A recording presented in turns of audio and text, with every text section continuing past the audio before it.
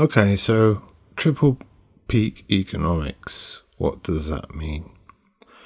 Essentially, what it refers to is the fact that the available energy in the world, when it is reduced, what will also happen is that there will be other peaks that will occur at the same time and corresponding with that peak. So we're currently living through the peak of non-renewable energy. Oil peaked about 20 years ago, actually. Most of the proved reserves, not all, but most, peaked about 2006, and a lot of people thought that that was going to be the end of the world.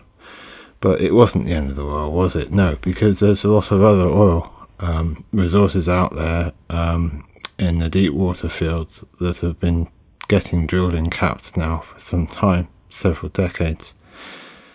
That is going to become available, but it needs to be available when it's more cost effective, and capitalist reasons that obviously dictate that it needs to be affordable to access. So you need a high oil price per barrel to be able to access that. Similarly, actually, there's something very similar is the coal liquefaction process, which is what the Nazis had to do in World War II, because all they had was coal. They didn't have very many mineral oil resources.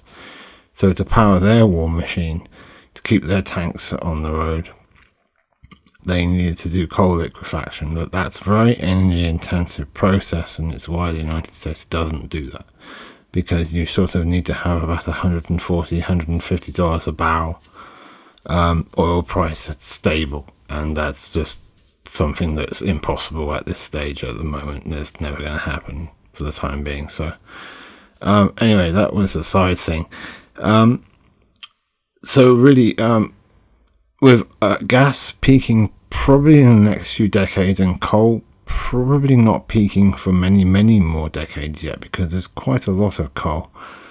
The problem is, as available energy is reduced, what happens is that the population will also reduce. Because what happens is, as energy becomes more scarce, it becomes more expensive, as we are seeing at the moment, not just with the war in Iran, but in general, because oil resources are depleting now, and it's one of the key resources, because it's needed for diesel fuel, it's needed for kerosene, you need it to power container ships, tankers, and air freight, jet airplanes, and you can't really run these things off batteries. That's just never going to be a practical reality, I'm afraid, whether you like it or not. It sounds like a good idea, but it really isn't a very good idea. They have to run off diesel fuel or biodiesel or kerosene or biokerosene. That's the only option really for those types of vehicles. So as non-renewable resources are depleted, and there are less and less of them, so the cost of these resources go up, and so the cost of living continues to go up and up and up. And so what happens is that the available energy is depleted, and so the number of people reduces, because less people can afford to have families, less people can afford to have children, and so you end up with less people, essentially. So comparatively speaking, also what happens is that when the available energy is reduced, what also happens is that the ability for mankind to do work is depleted, is reduced as well, because we use machines to do work, and that doesn't matter whether it's a machine that is a tractor in a field pulling a plow, say, for example. Then that's doing the work of, say, 20 men, or it's doing the work of 5 mules or something like that, animals that you would have plowing the field. But it's doing a lot of work for just one man operating that tractor. So that is depleted. So the amount of work also for an AI, for example, say that you're working in an office and you're using an AI to do the work of 5 people, and you're the AI operator and you're programming it to do the job of 5 people. That AI also is being run from a data center that is also consuming energy. So if there's less energy, then there is less ability for mankind to do work. And when you do less work, then also the triple peak being, the third peak being the amount of wealth that is being generated by that population. So we see this triple peak economics kicking in at the moment. We're at the peak, we're at the precipice, we're at the, well, if you want to call it a parallelogram, trapezoid, instead of a peak, then that's where we are at the moment. We're along the peak, we're going along that trapezoid.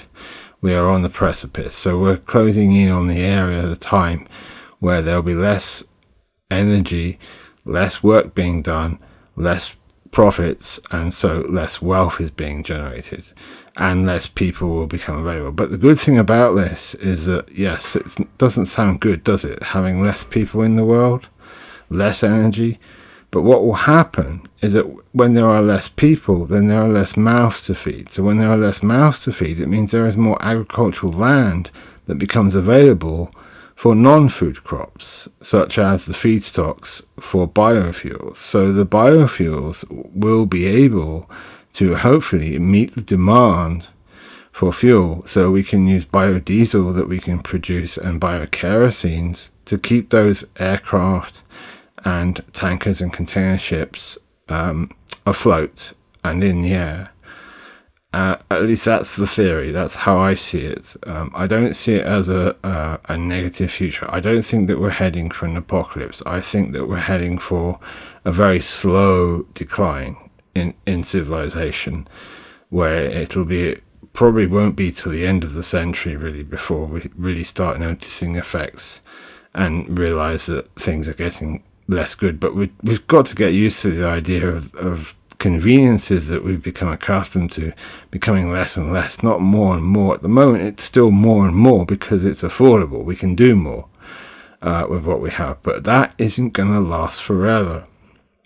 So triple peak economics essentially refers to the fact that the less available energy that we have to us in the world means that there's going to be a depletion in the population, a depletion in the amount of wealth that is produced by that population, and that's triple peak economics essentially. And there isn't really much more to say about it. I will talk more about what my solutions are and how I think biofuels are the absolute future, and that's where we're heading in the future, not everything being powered by electricity, because that's not sustainable. I mean, we will have electricity obviously in the future, but that's not going to go away. But there are going to be other ways to generate electricity compared to the way we're doing it. I think biomass actually is probably going to be one of the main ones in the future, and you can probably produce from hemp, industrial hemp, pellets that can be compressed and stored and transported to be simply burnt in something as simple as a coal-fired plant, really, would be good enough to burn hemp pellets. And that's going to be carbon neutral as well, because all of the carbon dioxide that goes back into the atmosphere, and the water vapor that's given off will get drawn back into the same crop that next year. And what's left over afterwards, the ash that's left over, is safe to put back into the ground. You can use it to add to fertilizer because it's high in nitrates, whereas it's coal. When you burn coal, unfortunately, you're left with a lot of impurity, sulfur and other things, nasty chemicals that are left over that end up having to be piled up. But with hemp, if you're just going to burn hemp to produce electricity, yes, it's not the highest possible efficiency.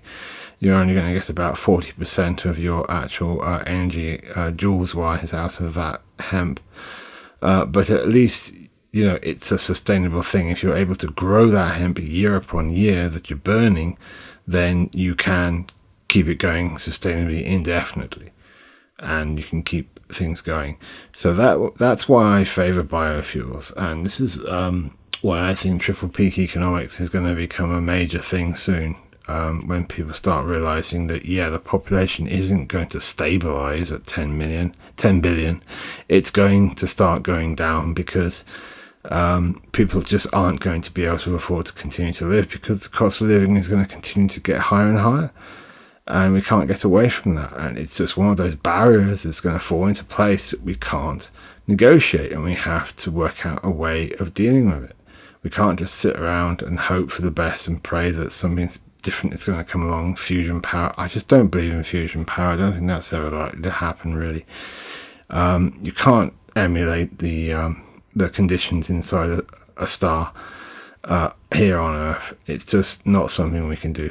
We've got that fusion power plant up there in the sky, our local star, Sol. It's there, and it's been working for a very long time. It'll continue producing fusion power for a very long time, and it's the plant matter that we grow. And if we were to then be burning that plant matter, or using anaerobic digestion to make biogas from those plants, then we are utilizing the fusion power of our local star. And that's the real fusion power in my book. That's the real fusion power, because our local star doesn't have to worry about being efficient. It doesn't have to break even. It's got plenty of helium and hydrogen fuel, so it doesn't need to be efficient the way that the scientists will say that their fusion power plants need to be, with all the fancy high-tech gear that they've got. They're never going to do it. I don't believe it. If anyone says that they've got a fusion power plant that's working and is breaking even, I wouldn't trust them. We've got a fusion power plant there up in the sky that's been there for billions of years, and it's going to be there for billions of years more, probably, before it dies finally. So we might as well make use of it, as we have been doing for many, many thousands of years. And I'll leave it at that then. I hope you have a nice day.